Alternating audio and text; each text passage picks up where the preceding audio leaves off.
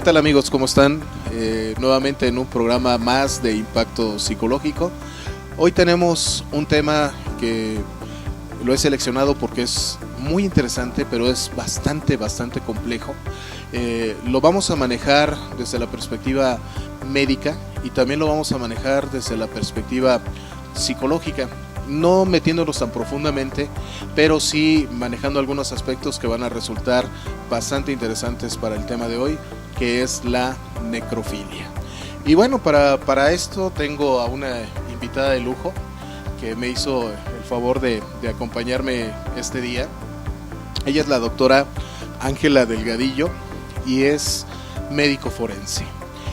Muchísimas gracias por haber aceptado la invitación y bueno, antes de empezar en materia, me gustaría mucho, ella también es perito en médico forense. Tenemos el gusto de trabajar juntos para algunos casos, algunos abogados. Y bueno, te voy a pedir que te presentes, que nos digas nuevamente quién eres, dónde estudiaste, a qué te dedicas. Pues muy buenas tardes a todos. Arturo, muchísimas gracias por invitarme a este programa. Es un honor el hacerte compañía aquí con uno de los temas, si bien muy interesantes, pero también poco tocados por la gente, sobre todo por el tabú, ¿no?, que existe en cuestión de sexualidad. Y bueno, pues efectivamente mi nombre es Ángela Delgadillo, soy egresada de la Universidad Autónoma del Estado de Hidalgo, orgullosamente soy Garza. Y bueno, pues egresé, me dediqué a la medicina clínica, pero en determinado momento pues me atrajo efectivamente la muerte. un tema muy interesante, toda la cuestión que rodea a todos los casos de muertes violentas o muertes naturales, como les llama la gente, que no existe, ¿verdad?, la muerte natural. Y pues tengo 16 años dedicándome a la medicina legal y pues esta carrera tan bella me llevó a ti cuando nos encontramos en un caso muy interesante también. 16 años ya como médico forense. Dice que la necrofilia es el amor hacia los muertos, pero muchas veces no solamente es en el aspecto sexual, sino que también es el amor hacia las cuestiones de la muerte, y es ahí donde directamente pues Ángela, la doctora Ángela, pues entró. ¿Qué te atrajo? Realmente hay muchísimos especialidades de lo que viene siendo la medicina, por ejemplo, cardiología, cirugía plástica, y tú te vas a uno de los temas más complicados, trabajar directamente con los cadáveres. ¿Qué te atrajo? ¿Cómo llegaste? ¿Alguna vez soñaste de pequeña convertirte en médico forense? No, o sea, honestamente no. Tomé la decisión de ser médico pues por admiración a una de mis hermanas, que también lo es, ella radica hasta Sonora, pero ya en el mismo proceso de aprendizaje y cuando yo egreso de la universidad y me toca enfrentarme a lo que es un servicio social, te vas percatando cómo la gente acude a ti como médico, pero ya cuando está complicada la enfermedad. O sea, no tenemos la cultura de la prevención. Entonces no previenen la enfermedad, acuden cuando ya está complicada, quieren que les soluciones el problema rápido, ok, les das indicaciones, les das tratamiento, ¿y qué crees? Que no lo siguen al pie de la letra. Y regresan contigo otra vez más complicados y quieren que lo solucione. Entonces definitivamente la clínica para mí no se hizo. Es más, te voy a contar algo que muy poca gente sabe, ¿eh? Eres afortunado. Cuando hice el internado, ¿qué crees? Tuve 11 reportes, de verdad que en aquella época el doctor Francisco Chong, que era el jefe de enseñanza, me dijo uno más y te mando al psicólogo. ¿Y qué crees? Que sí llegó ese más, pero te voy a decir por qué eran los reportes. A mí me mueve mucho el salir a la sala de urgencias y ver a tanta gente tocando la puerta, queriendo saber de su familiar, con mucha angustia. Estoy en la sala de urgencias y obviamente hay pacientes muy graves, hay pacientes que de verdad se debaten entre la vida, entre la muerte, en el hecho de que no tienen dinero, que no les permiten el acceso a la familia, etcétera, ¿no? Entonces yo lo que hacía era dejarlos pasar. Decía 5 minutos, pero que no me vea el jefe, porque si no me corre, ¿no? Entonces me percataba que la gente como que se tranquilizaba por el simple hecho de ver a su familiar que estaba atendido. Y así me llevé 9 o 11 reportes que fueron los últimos. Entonces, de plano, ahí fue cuando dije, yo no nací para ser clínica. O sea, para ser médico clínico, definitivamente no. Entonces, pero me movía mucho cuando estaba en el área de patología, que es en donde se toman las muestras, en donde está el área pues, está el refrigerador, están los cadáveres. Me llamaba mucho la atención el visualizarlos. Sentía esa atracción que dice la literatura, que es la necrofilia, la atracción por la muerte, pero es investigar desde lo que es la apariencia física, porque durante los 16 años que tengo de experiencia sí me percaté que hay cadáveres que llegan con una fascie y cuando terminaba la necro era otra fascie. De verdad, era increíble. Y pues con eso, con esa experiencia fue cuando dije, voy a buscar la oportunidad. Recuerdo que el día que acudí por propia voluntad y por mi propio pie a la Procuraduría, el contador Estrafón, que fue quien me entrevistó, me dijo, ¿estás segura? Dije, ¿por qué? ¿Por qué me pregunta que si estoy segura de querer entrar como médico legista aquí a Procu? Me dice, porque de 5 médicos que llegan, los 5 renuncian a la semana. Le dije, no, yo sí estoy segura. Tan es así que duré casi 16 años ahí en Procuraduría. Y así nace el amor por la atracción a la muerte. Se puede pensar que muchas veces esta atracción hacia la muerte podría tener alguna psicopatología, es decir, algún aspecto psicológico más allá de lo que podría ser entendible a simple vista. Ya nos dijiste que lo clínico no era para ti porque tú eres una calidad humana, es decir, caray, hay reglas que impiden que estén con sus familiares cuando están muy graves y tú lo permitías y tuviste esos reportes. Pero la muerte es un tabú para muchos, significa también algo incomprensible. Se maneja mucho desde la parte de la religión, donde se dice que va a haber algo más allá, pero también nos dicen que puede haber espíritus, que puede haber así cosas medias extrañas y que de pronto los muertos se van a levantar. Estar trabajando con todos esos tabús, con todas esas características de impacto, generan miedo. La gente le tiene miedo a la muerte, pero tú no. ¿Qué pasa ahí? ¿Hubo algo, tu niñez, tu adolescencia, que te hizo enfocarte hacia estudiar precisamente lo que viene siendo la medicina forense? Pues mira, no lo recuerdo como tal, sin embargo, pues desde que yo recuerdo la materia de biología te enseñan que todo nace, crece, se reproduce, envejece y muere. Pero desgraciadamente la cultura que tenemos como mexicanos nos impide el poder festejar la muerte, por ejemplo.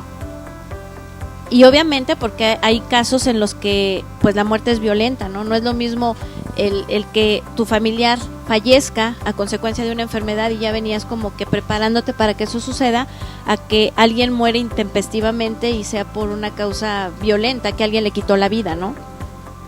Entonces, siempre crecí sabiendo que la muerte forma parte de un ciclo. Y desgraciadamente no nos preparan para poder vivirlo. Pero mucha gente desconoce que el cuerpo cuando, o más bien el ser vivo cuando pierde la vida y se convierte en un cuerpo inerte, aún tiene derechos, aún la ley lo protege. Entonces tú le hablas, por ejemplo, actualmente ya existen muchas funerarias que te ofrecen el servicio de previsión, por ejemplo. Y lo primero que te pregunta la gente cuando tú se lo ofreces, te dice, bueno, ¿qué ya quieres que me muera? ¿No? Curiosamente. O tan solo en septiembre, cuando es el mes del testamento, dices, oye, ¿ya hiciste tu testamento? Y dices, bueno, pues ¿qué ya quieres que me muera? ¿O cómo, no? Entonces eso nos indica que no estamos preparados para poder enfrentar a la muerte. Sin embargo, curiosamente, nuestras culturas prehispánicas veneraban a la muerte, y la muerte era de respeto, y era un culto, y era una adoración también hacia la muerte. Entonces, pues es muy interesante, por eso es que siento tanta pasión y tanta atracción. Aparte, pues sí, da temor, ¿no? Sin embargo, te puedo comentar y contar que durante todo este tiempo que yo pasé en el servicio médico forense, nunca me espantaron, nunca. A diferencia de otros compañeros médicos y también los compañeros camilleros que veían, que escuchaban, que les hablaban, que pues sufrían quedándose solos. Yo puedo decirles que muchas ocasiones por cuestiones de trabajo tenía que salir el camillero, no había otro médico y yo me tenía que quedar sola en Semefo y nunca me espantaron y tampoco sentía miedo. En alguna ocasión vi a una persona que después platiqué de ella y curiosamente la doctora me había comentado al escuchar como cuando yo lo describí que había fallecido ahogado en un canal de Actopan. Y yo lo vi sentadito a esa persona ahí. Pero no me espantó, nada más lo visualicé y hasta ahí. Entonces nunca... Yo lo relaciono, Arturo, porque siempre traté a todos los cuerpos, eso sí, orgullosamente lo puedo decir, con todo el respeto que se merecen como un cuerpo inerte. Los suturé como se debe de suturar. Coloqué cada uno de los órganos que pues obviamente se exponen para poder estudiarlos, los regresaba a su cavidad y créeme que yo pienso que eso es parte de que jamás me espantaron y jamás tuve una mala experiencia dentro de Semefo. Creo que esa parte es muy interesante. Mencionaste varias, que es la preparación de los muertos que se hacía en las culturas antiguas, la prehispánica, también en los egipcios, el libro de los muertos, que es algo también sumamente importante, la preparación para llegar a una vida, trascender en el más allá. Y me llama mucho la atención lo que dices, respeté los cuerpos, puse cada cosa en cada lugar y suturé adecuadamente. Entonces estamos hablando de que había ese respeto. Esta parte de ser médico forense, esa parte de la investigación, buscar la causa, qué pudo haber pasado, convertirse en un detective. Estamos viendo ahorita que la televisión está inundada de programas de investigación policial, que viene siendo CSI y Boons y algunos programas que tienen demasiado éxito. Ser médico forense requiere muchísima preparación, requiere de mucho estudio. Cuando yo hablo desde la parte de ser perito en psicología forense, yo siempre digo que los psicólogos forenses somos los mejores, porque tenemos que saber de entrevista, tenemos que saber leer el lenguaje corporal, tenemos que saber de pruebas psicológicas, tenemos que saber de psicopatología, metodología, saber redactar. No es fácil ser psicólogo forense. Me gustaría mucho que me platicaras un poco más de este tipo de formación, de dónde te surge esa parte de ser investigadora también, y qué te parece si lo platicamos después del corte. Ok, pues amigos, estamos aquí en Impacto Psicológico, un tema muy interesante, la necrofilia, y estoy acompañado el día de hoy de la doctora Ángela Delgadillo. Nosotros regresamos después de este corte.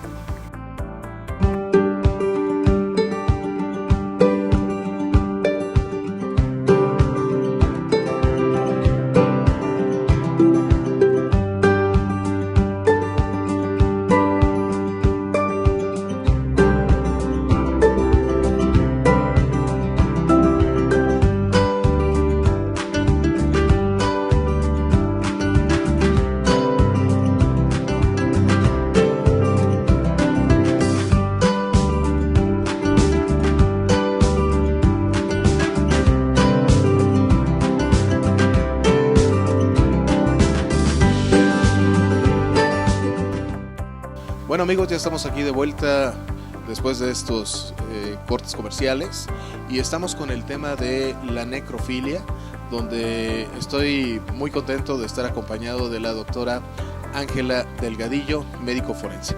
Y antes de irnos al corte te preguntaba yo si la preparación para ser médico forense es muy fuerte, hay que ser un buenazo. ¿De dónde te surge esta parte de la investigación? Pues mira, como todo, debe de haber vocación. De verdad, tristemente puedo decir que muchos médicos ingresan al servicio médico forense por la necesidad de tener un trabajo, pero no por la vocación de ser un médico forense. Y también tristemente te puedo platicar que otros compañeros, otros colegas subestiman la medicina legal. Normalmente dicen, eres médico legista, pues desde lejos, ¿no? Ves a la gente de lejos. O eres forense, pues ya los muertos ya no hablan, ya te esperan y ya no pasa nada, ¿no? Pero quiero decirte que sí, efectivamente, es una preparación como todas las especialidades, y para poder saber de qué murió una persona, pues obviamente tienes que saber lo básico, cómo está estructurado, cómo funciona el cuerpo, qué es lo normal en cuestión de observar lo que es macroscópico, ¿no?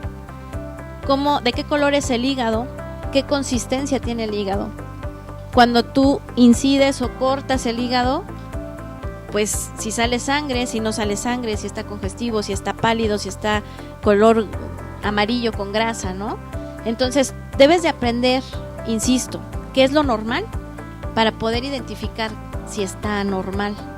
Es un trabajo pues no fácil, aparte que nosotros tenemos la responsabilidad muy grande cuando existe un hecho violento, porque pues cuando hay una persona detenida, a lo mejor no cometió él el homicidio, ¿no? Y lo están inculpando. Entonces son muchas las situaciones que tenemos en las manos y que realmente, insisto, sí es de mucha preparación. Insisto también que es de mucha vocación de ser médico forense. No es nada más un trabajo decir, lo abro y ya. A mí me daba mucho coraje, de verdad, que cuando existía pues algunas lesiones en fractura de cráneo, de tórax, de abdomen, había compañeros que decían, pues conjunto de traumatismos cráneo-tóraco-abdominales, ¿no? Qué sencillo hacerlo. Pero pues no es el conjunto, algo pasó para que le causara la muerte, ¿no? ¿Qué fue lo que le causó la muerte real? Hay que analizarlo, hay que, así como tú dijiste, convertirnos en investigadores, hacernos pequeñitos y pues viajar por todo el organismo para poder entender, razonar y poder determinar cuál fue la causa real de la muerte. No nada más dar una causa o indeterminada, ¿no? Entonces, hay muchas maneras. Esta causa indeterminada era muy frecuente darla cuando encontrábamos cuerpos en estado de putrefacción. Y en ese momento a lo mejor efectivamente no encontrabas nada, pero sí hay maneras. Toma muestras y envíalas a un patólogo para que nos ayude bajo microscopio y observar células, estructura, características para poder determinar ahora sí la causa real de la muerte en equipo. Entonces no es sencillo. Tristemente sí está subestimada. Mucho. Ahora ya con tanto programa de televisión, yo creo que realmente nos está enseñando lo complejo que es ser médico forense y la responsabilidad tan fuerte que tienen en esos procesos de investigación, que ahorita vamos a platicar un poco más sobre las nuevas tecnologías que se presentan en los programas.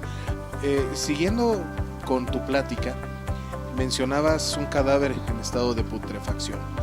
No solamente estamos pensando en una persona que llegue al CEMEFO, que llegue muerto, sino que el tipo de muerte que también sufrió, ¿no? Atropellamiento, haber sido acuchillado, protección, machetazos, desfigurado, donde realmente la estructura del cuerpo está totalmente desestructurada, está toda hecha un rompecabezas. A ti te llega no solamente la persona que murió, sino que te llegan de manera impactante los cuerpos. ¿Cómo fue ahora sí que tu primera vez ante ver un cadáver? ¿Y cómo fue tu primera vez ante ver algo así tan espectacular? Y antes de que me contestes, mi hija estudia medicina y una de las cosas que me comentaba era que ella tenía mucho miedo de la sangre. Y yo le dije, mira, psicológicamente, le dije, imagínate que es agua de color rojo. Imagínate que la sangre fuera blanca, ¿te daría miedo? No, pues no. Entonces imagínate que la sangre es agua de color rojo. Y yo le decía, no pienses ni te metas en la historia, sino que piensa en cómo lo vas a componer, cómo vas a estructurar ese brazo que está de fuera. No estamos hablando de la muerte. ¿Cómo fue tu primera vez al ver un cadáver y cómo fue tu primera vez ante un cadáver con características tan espectaculares como de alguna situación de impacto? Pues mira que me estás haciendo recordar, ¿no? Dicen que recordar es volver a vivir. Cuando yo ingreso al servicio médico forense, tristemente, como en todos los trabajos, como eres la nueva, siempre te dejan, ¿no? O sea, ¿no es cierto? Tú eres la nueva y pues te quedas en todos los turnos porque tienes que aprender. Pues yo te lo voy a dividir en 3 etapas. La primera etapa, cuando yo ingresé, me tocó un caso en un accidente en Tizayuca, que yo creo que quizá te acuerdes, fue una explosión. Estoy hablando de hace pues ya casi 18 años, 19. Hubo una explosión. Entonces, exactamente cuando iba llegando me dijeron, acompáñame. Y ya, llego al lugar y pues te quedas impactada. De verdad me quedé impactada de la escena, en donde había cuerpos por todos lados, había extremidades por todos lados, obviamente estaban algunos calcinados, y pues ahí fue cuando realmente dije, esto es lo mío. Me impactó, pero no me dio miedo. Obviamente no me permitieron meter mano, porque yo era la nueva y obviamente no sabía, pero pues así fue como fui adentrándome a lo que es el ambiente. Ya después, me acuerdo perfectamente que fue el 10 de mayo, como era la nueva, pues a mí me dejaron en el turno. Hubo un caso, fue un accidente automovilístico en la carretera que va a Zempoala, y pues ahí voy ya bien emocionada, ¿no? En la ambulancia fuimos al levantamiento, se había impactado una camioneta en un tráiler, pero al momento de que me imagino que el chofer visualiza la caja, da el volantazo, y la esquina de la caja del tráiler rebana el área del copiloto. Entonces la persona que iba pues obviamente fallece por decapitación, o sea, no llevaba nada de cabeza, ¿no? Entonces yo bien emocionada, en aquella época todavía abríamos cráneo con un serrucho. Yo andaba buscando un serrucho para poder abrir cráneo. ¿Y qué crees? Pues no tenía cabeza. Yo para qué andaba buscando, ¿no? Curiosamente, estaba sola ante el cuerpo, sola completamente. Nada más estaba el camillero, pero el camillero estaba en el teléfono porque pues éramos las 2 únicas personas que nos habíamos quedado. En el momento que yo me enfrento a ese caso, sentí miedo, pero no por el cuerpo, sino sentí miedo de enfrentarme a mi primer cadáver, de no saber hacer la necro, de no saber describir la lesión. Ese era el temor.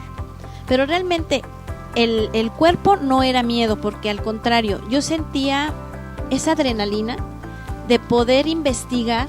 Ok, ya sabía la causa de muerte, ¿no? Se había decapitado, pero de poder investigar cómo había quedado por dentro, qué le había pasado, cuál era la consecuencia de ese daño a nivel de cráneo, ¿no? Entonces así fue como enfrento mis primeros casos. Ya posteriormente, lo más impactante es todos los atropellados en carretera federal. El atropellado en carretera federal llega como una masa amorfa, o sea, no le ves pies, no le ves cabeza, no le ves absolutamente nada. O sea, obviamente pues es carretera federal, pasan los trailers, camiones, coches y pues pasan encima, ¿no? Y le van dando vuelta al cuerpo y pues llega completamente destrozado. Es impactante. Y así te puedo platicar todos los casos que viví, pero realmente nunca sentí miedo. Sentía esa adrenalina de querer investigar, de poder observar, de poder describir, de identificar, insisto, la responsabilidad de determinar la causa de muerte. Rápidamente te voy a contar, ya te dije, no me des el micrófono porque me quedo con él. Una ocasión llegó un atropellado de carretera federal. Obviamente llegó pues, ya sin ropa, muy dañado, pero todavía se le veía forma. Entonces, pero tenía mucha sangre. Cuando estaba trabajando con el perito en criminalística, que es la persona que va, toma fotos, revisa la ropa, etcétera, y volteamos el cuerpo, no traía absolutamente nada en la espalda. O sea, estaba completamente, haz de cuenta que nada más estaba la piel de lo que es el tórax y el abdomen, y en la parte posterior no había absolutamente nada.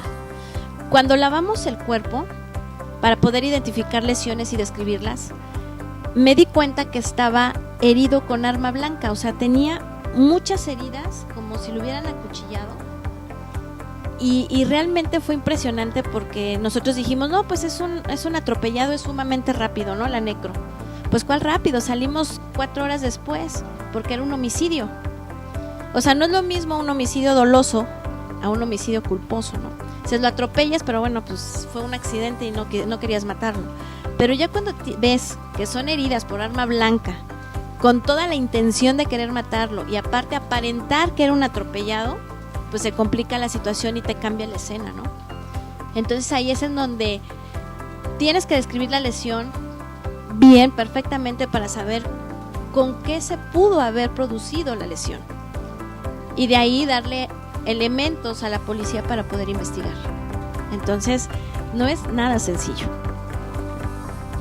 Antes de iniciar el programa me decía, ay, ¿qué me vas a preguntar? No me hagas muchas preguntas. Y ahorita me dice, ya no te voy a regresar el micrófono, ¿ya ves? No, qué bueno que nos estás platicando todo esto, porque pues, realmente muy interesante, y aparte pues, estamos hablando de temas de impacto psicológico. Y bueno, la necrofilia es algo muy interesante. Hace rato hablabas de un cadáver pudriéndose que representa un tipo de olor, pero también hay cuerpos quemados. Una vez escuché un comentario de una chica que fue a hacer una práctica al forense, que cuando llegó olía como que a carnitas, y decía que era un olor rico, que era un olor donde se antojaba comer. Y ella pensó que estaban comiendo algo, que cuando llegó y dijo, oye, ¿qué están comiendo y no invitan? No, dices que llegó el cadáver que sufrió quemaduras. Ahorita, después de este corte comercial, vamos a empezar ya a hablar un poco más patológicamente de lo que viene alrededor de toda esta situación de atracción sexual, de comer muertos. Vamos a hacerlo un poquito más patológico. Y bueno, no se vayan. Después de este corte vamos a entrar a ese tema. Estamos aquí en Impacto Psicológico. Estas son las oficinas de Corporativo Cenapsi y Royal Spark, y yo estoy acompañado de la doctora Ángela Delgadillo. Regresamos después de este corte comercial.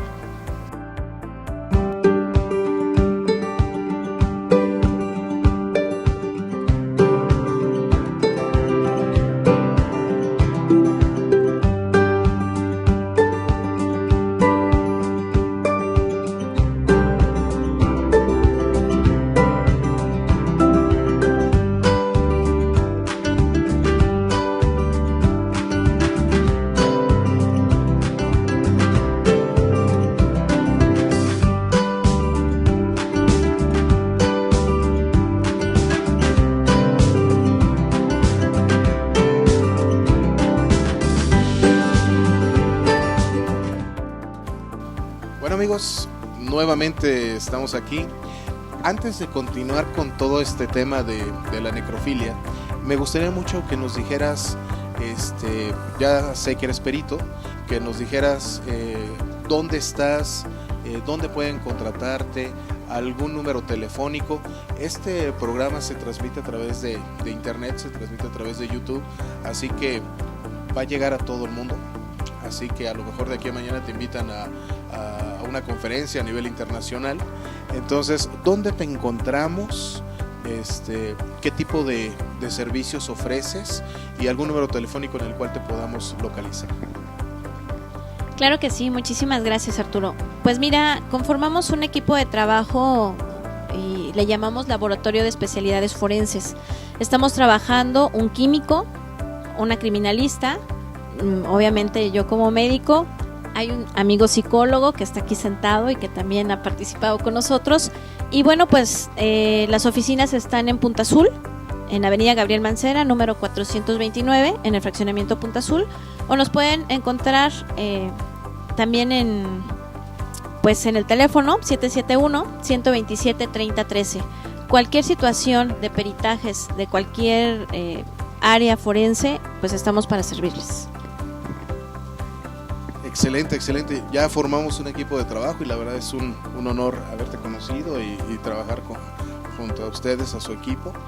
Y bueno, vamos a entrar ahora en esta parte oscura de lo que viene siendo la necrofilia. Hace rato te comentaba con respecto al olor, de que llegó un cadáver quemado, calcinado, pero que el olor atraía. A lo mejor le atrajo a ella.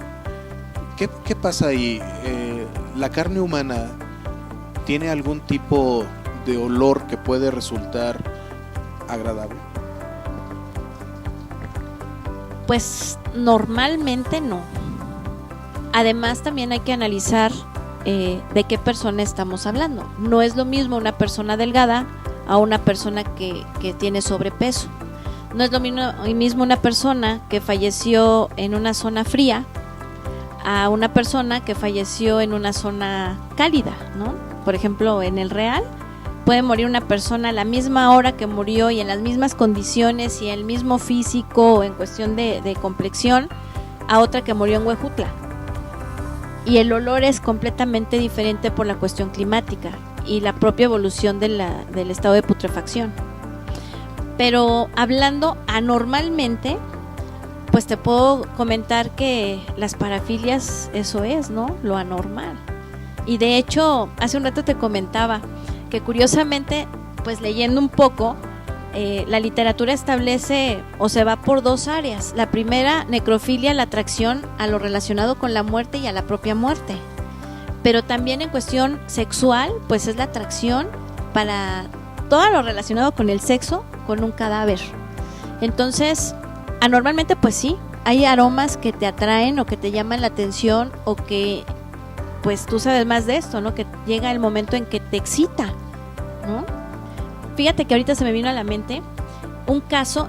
Es muy común que cuando la gente fallece, pues obviamente no se deforma el cuerpo, pero sí queda en un estado, en un inicio de flacidez y pues pierde forma un poco, ¿no? Y en algún momento encontraron un cuerpo de una mujer completamente desnuda y hubo una persona, varón, que fue y me hizo el comentario de que qué hermosa mujer, que le había llamado la atención, sobre todo la forma, porque era una mujer delgada, formada, o sea, conservó su forma, y aparte de una tez suave, no recuerdo si era mexicana, me imagino que no, porque traía el pelo rubio, pero era una tez que todavía conservaba esa consistencia, pero le llamó la atención. Entonces, digo, no estoy diciendo que esa persona tenía la patología, pero fue un momento que ahorita recordé y que, pues, ahí sí tú dime si es normal o no. Ya te voy a dar tu programa para que me entrevistes. Obviamente no es normal. El programa anterior se llamó el canibalismo en los asesinos seriales. Y precisamente te preguntaba yo esto porque te dije que este bloque vamos a empezar con esa parte oscura de todo lo que viene siendo la necrofilia, pero me interesa mucho tu punto de vista como médico para que nos digas qué hay de atrás de todo esto. Ya nos dijiste que los aromas pueden ser diferentes dependiendo del tipo de persona. ¿Te gusta la cocina? ¿Cocinas? Sí, le gusta la cocina. Cuando uno va a comprar carne, selecciona determinado tipo de cortes. Tú dijiste, puede ser una persona delgada o una persona con sobrepeso. Yo vi un video de una necropsia donde están abriendo el cadáver y es una persona gordita, y al momento en que separan la piel está totalmente amarillo. O sea, todas esas capas de grasa que me hizo decir tengo que hacer ejercicio, tengo que hacer spinning, porque realmente es impactante esa cantidad de sangre. Suponiendo que quisiera uno comer carne humana, si yo como finamente pistaches, piñones, todo eso se pasará al cuerpo, tendrá algún tipo de sabor especial la carne humana? Los caníbales mencionaban que es más rica la mujer que el hombre en sabor, y mencionaban también que una de las partes más ricas son los muslos y son las nalgas.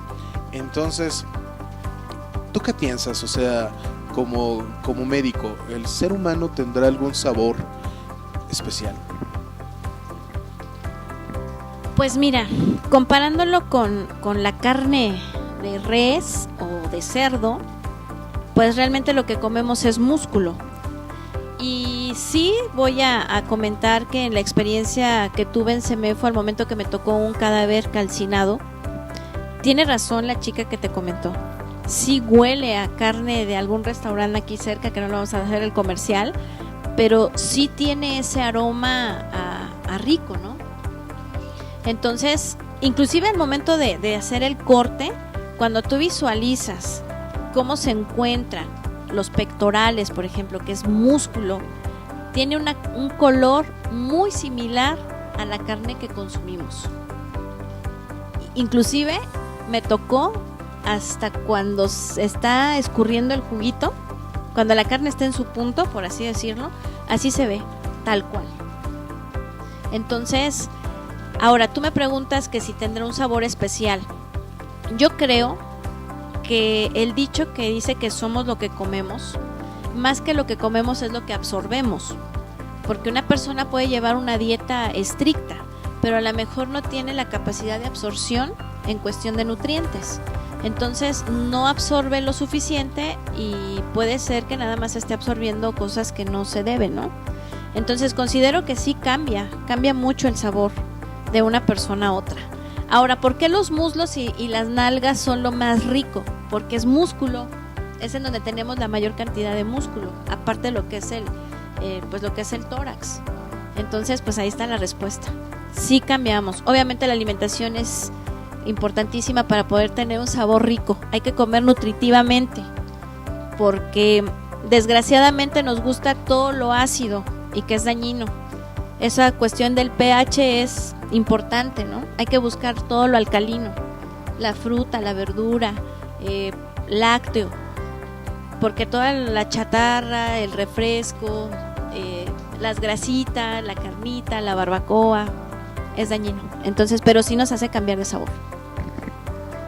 Pues qué interesante, estamos tratando de entender esta parte oscura, la patología, la psicopatología de la necrofilia hacia la atracción, el canibalismo en los asesinos. Y bueno, ahora vamos a hablar sobre lo que viene siendo esta parte de tener relaciones sexuales con los cadáveres. Psicológicamente, la explicación es que al momento de que la persona muere, uno tiene el control.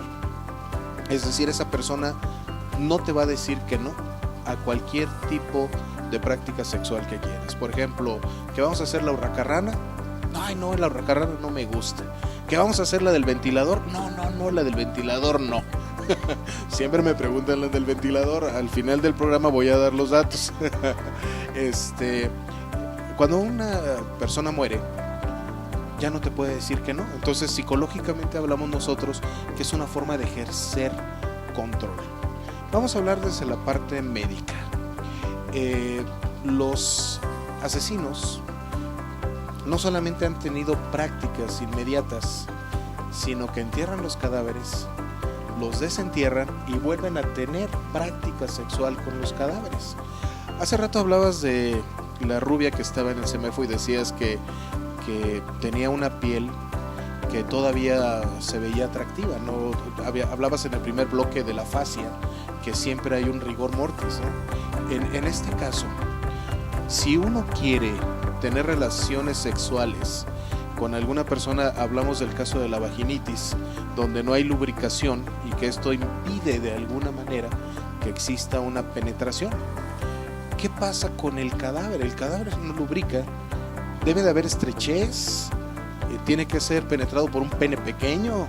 ¿Qué pasa con respecto a esta, anatómicamente, tener relaciones sexuales con un cadáver? No hay estrechez, puesto que cuando se pierde la vida, se relajan todos los esfínteres, ¿no?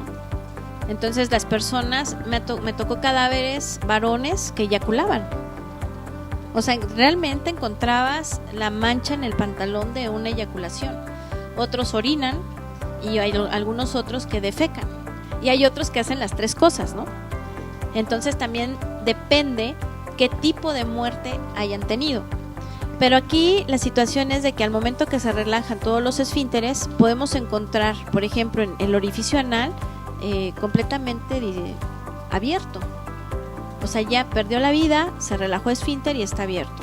En cuestión de vagina tienes razón, ya no hay lubricación, pero puede estar húmedo, probablemente por sangre, por la propia orina, etcétera, ¿no? ¿Qué es lo que yo considero que le llama la atención a una persona necrofílica? ¿O qué le excita? Pues es el hecho, no tanto quiero suponer de que si está estrecha o no, aquí ya eso ya no le importa. Lo que le excita o lo que le importa es que esté muerto. Efectivamente considero, e insisto, tú eres el experto, es por mantener el control, pero también considero porque si una persona dice quiero tener relaciones con un cadáver, pues no es bien visto por la sociedad, entonces se tiene que ocultar. Si lo vemos desde otro punto de vista, a lo mejor esa persona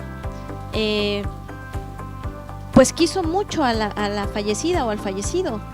Tan es así que ha habido secuestro de cadáveres y han vivido con ellos durante mucho tiempo hasta que alguien los acusa, los ve o se entera y obviamente pues da parte a la autoridad.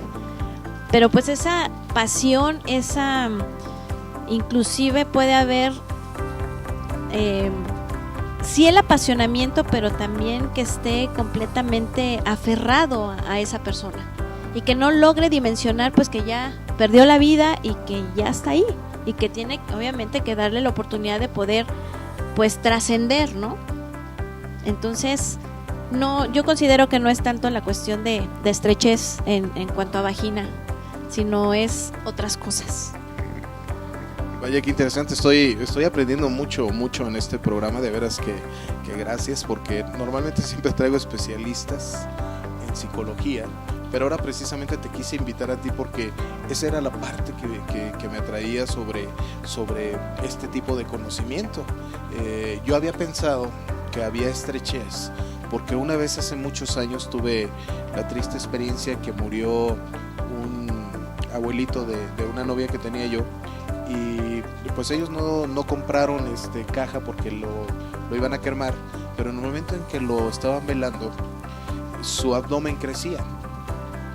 Entonces yo lo que sentía o pensaba era que era esa parte de la descomposición del cuerpo, donde cuando tú no puedes sacar la flatulencia, vas hinchándote, y yo decía, bueno, no puede, o sea, está contraído y obviamente el abdomen va creciendo. Yo veía cómo iba creciendo y subiendo la sábana, y yo decía, caray, yo creo que cuando va a entrar el crematorio, ¡pum!, ¿no? Va a tronar así como palomita de maíz. No quise ver cómo lo iban a cremar porque le tenía mucho afecto al Señor, pero ahorita tú nos dices que hay una relajación. Bueno, pues vamos a seguir ya con el cuarto y último bloque. Ya estamos avanzando en el programa, amigos. Espero que les resulte interesante el tema de hoy, que es necrofilia. Y bueno, vamos a un corte comercial y yo regreso. Estamos aquí en Impacto Psicológico.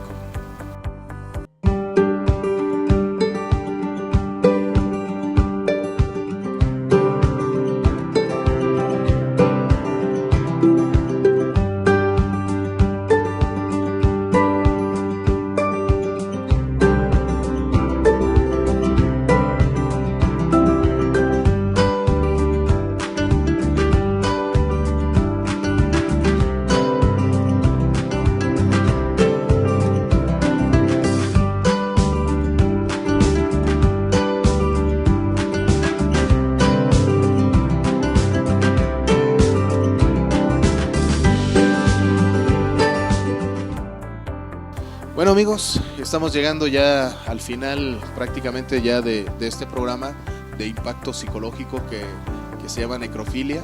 y nuevamente pues te agradezco muchísimo que estés aquí, doctora Ángela Delgadillo, muchísimas gracias. Estoy aprendiendo y supongo que también nuestro auditorio lo está haciendo de igual manera.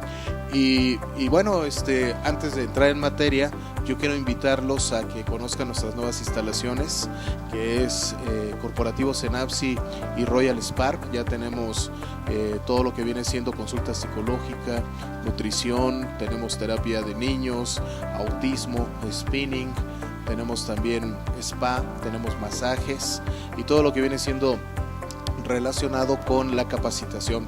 Ya vamos a tener maestrías en psicología forense y estamos armando juntos, tenemos un especialista que lo hace, la licenciatura en criminalística, y también fíjate que ya me hicieron la invitación a crear la licenciatura en seguridad pública y ciencias forenses, así que también ahí vas a estar como docente.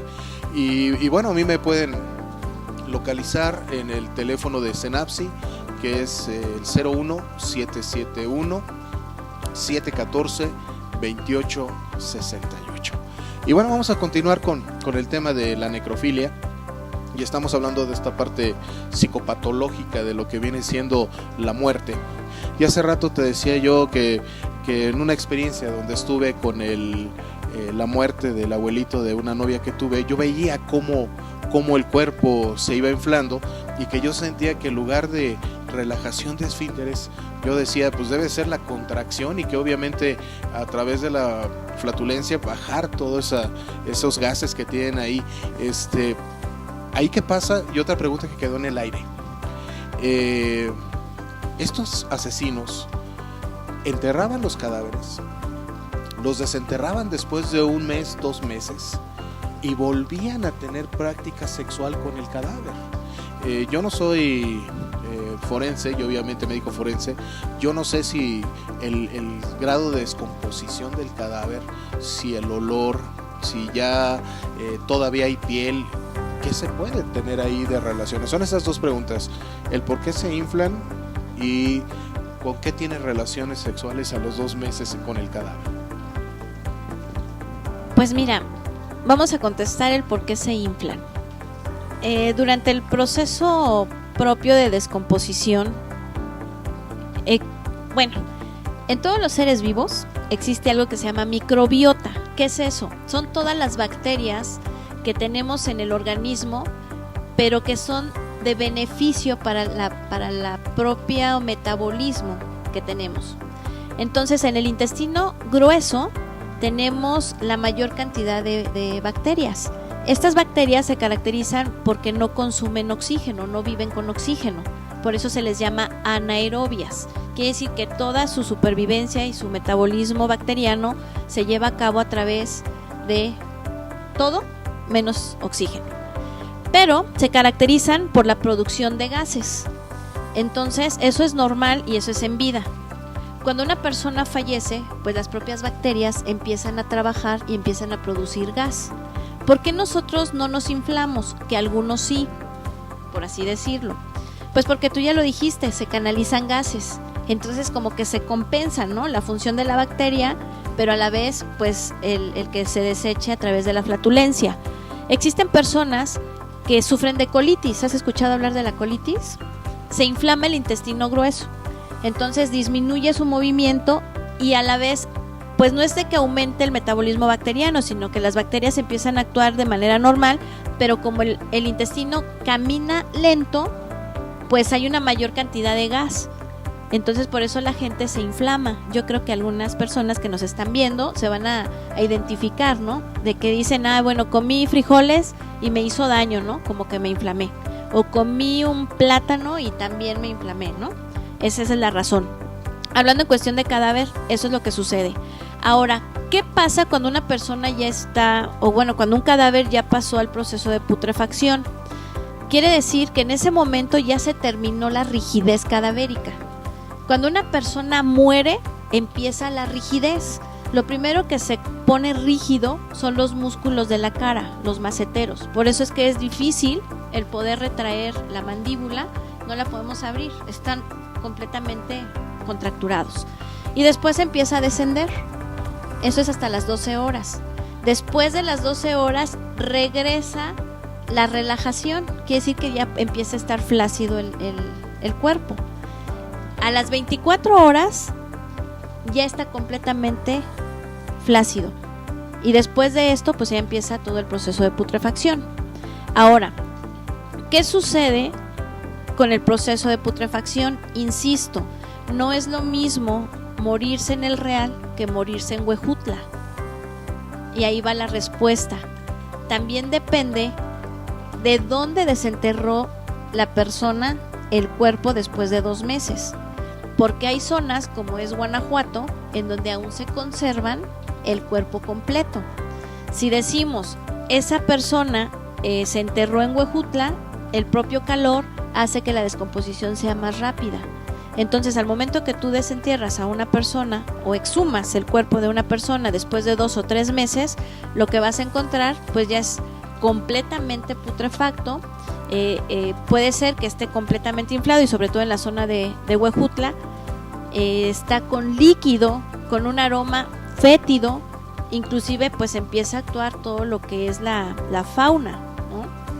Entonces puedes encontrar pues larvas, todo lo que ni te imaginas. Entonces realmente sí es una patología, una parafilia, el que una persona pueda desenterrar un cuerpo después de 2 o 3 meses, porque con lo que va a tener relaciones es con una persona que está aún con líquido putrefacto completamente, inclusive con larvas o con algunas otras cosas que pueda llegar a encontrar.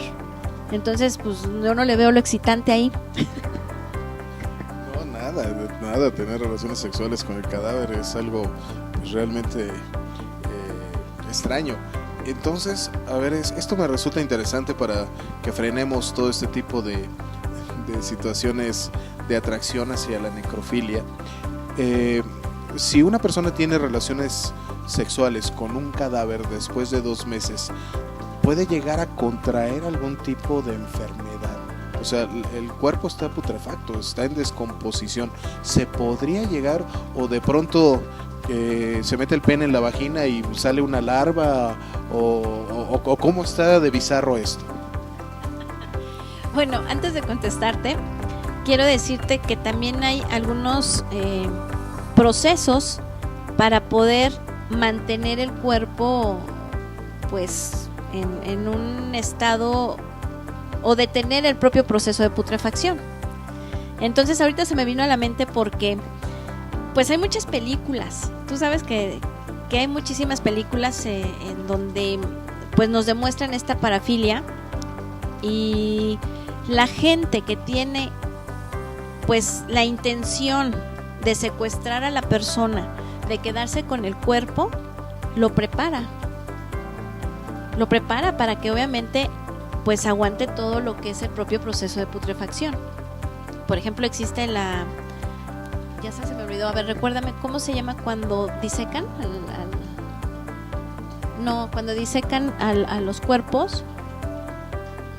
Ay, se me fue la palabra.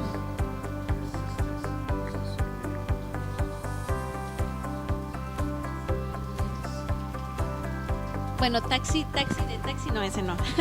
Bueno, pero sabes a lo que nos estamos ay, se me fue la palabra. Sí, ¿verdad? Bueno, cuando disecan al ser vivo, que en este caso pues puede ser a lo mejor un elefante, taxidermista, ¿verdad? Exacto.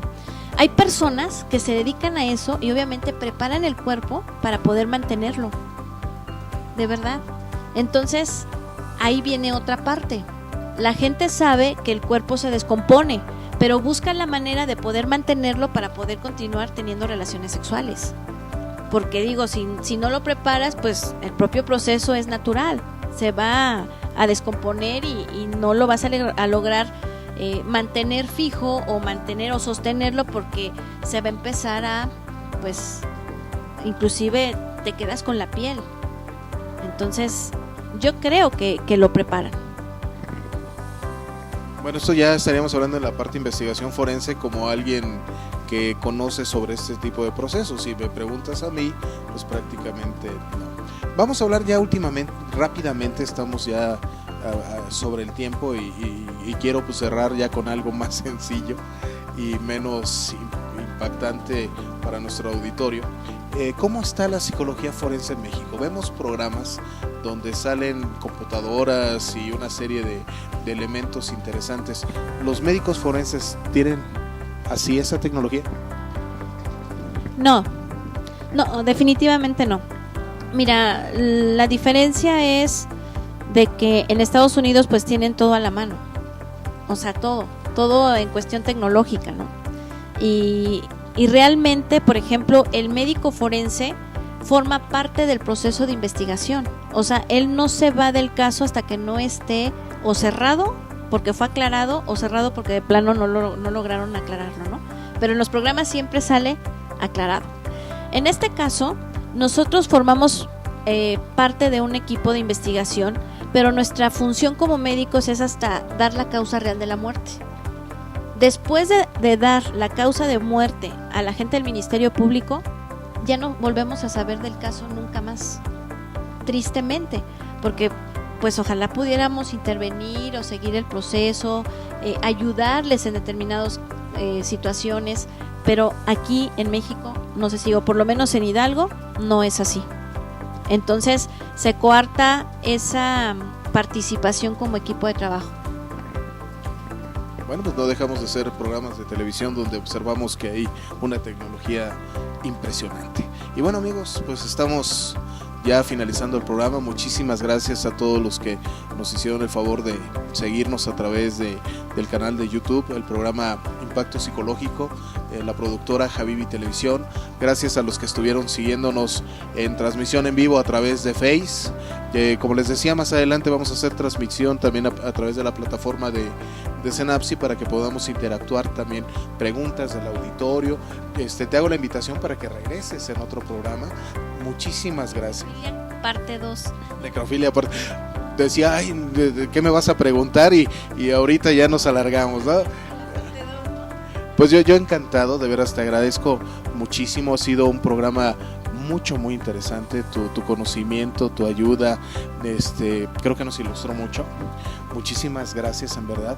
En la próxima semana vamos a tener otro tema de impacto psicológico, que es cómo manejar la sexualidad en los chicos con características especiales, como viene siendo el retraso mental, autismo, que también es algo impactante, que muchas veces no saben cómo manejarlo, o como terapeutas a veces nos resulta difícil dar una explicación sobre qué decirles para tener relaciones sexuales. Y bueno, pues nuevamente muchísimas gracias. Gracias. Muchísimas gracias a ti por la invitación, gracias a todos ustedes por escucharme, y nada más quiero decirte algo con relación a eso. Me tocaron muchos casos de violación a muchas personas con capacidades diferentes, y que cuando acudía la víctima para que nosotros la revisáramos y emitiéramos nuestro dictamen, obvio, no dimensionan lo que están viviendo. Entonces ahí también se tiene que involucrar a la familia, ¿no? Porque si fue víctima de un abuso sexual, ¿en dónde estaba la familia? ¿Estás de acuerdo? Necrofilia 2, Educación Especial 2. Y bueno, muchísimas gracias, amigos. Gracias al equipo de producción.